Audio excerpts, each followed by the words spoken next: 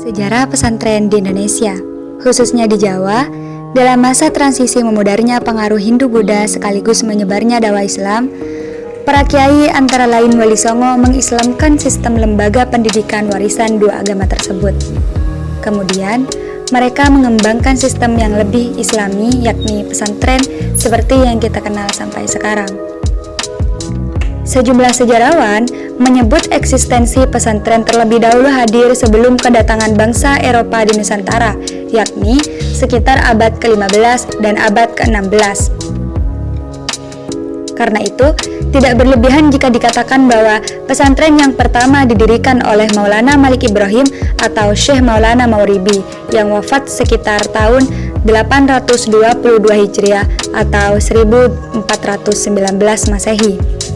Meskipun begitu, tokoh yang dianggap berhasil dalam mengembangkan pesantren dalam arti yang sesungguhnya adalah Raden Rahmat atau yang biasa kita sebut dengan Sunan Ampel. Assalamualaikum warahmatullahi wabarakatuh. Halo teman-teman, di sini saya Intan Nuraini, delegasi dari Institut Agama Islam Negeri Madura dari program studi Pendidikan Agama Islam akan membahas sedikit tentang tema Santri Siaga Jiwa Raga. Simak bersama ya teman-teman.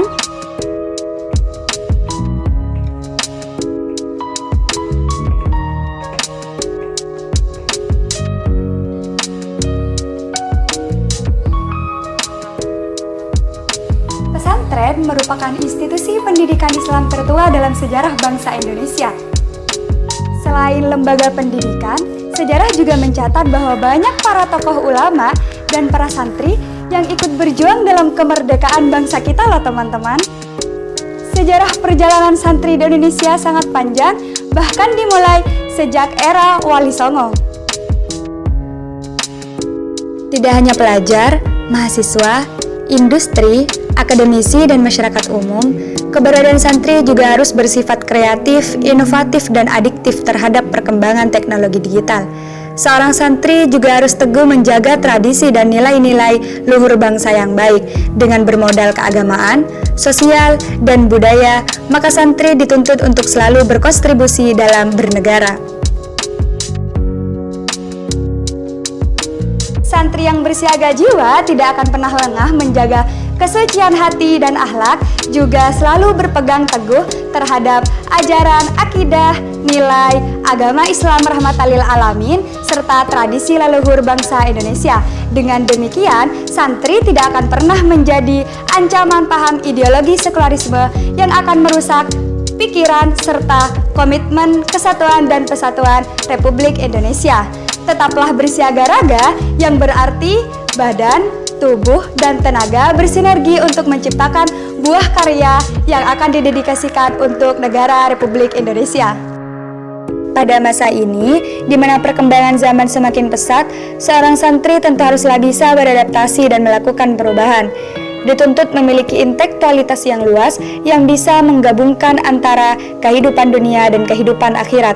Dengan kemajuan zaman dan perkembangan globalisasi, maka santri juga dituntut untuk menjawab tantangan bagi era globalisasi dengan critical thinking, creativity, collaboration, dan communication.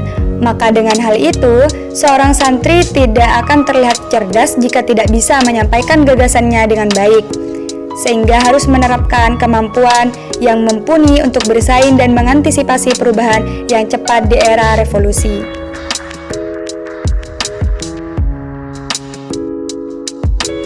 Jadi teman-teman, untuk menjadi santri yang siaga jiwa raga, maka kita harus menyiapkan akal pikiran, mentalitas, serta tenaga untuk selalu siap pasang badan dalam segala hal polemik agama, nusa, dan bangsa.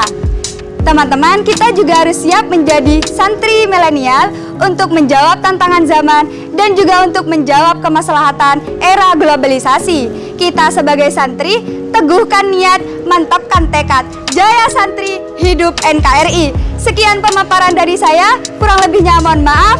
Wallahul muwaffiq ila aqwamit thoriq. Assalamualaikum warahmatullahi wabarakatuh.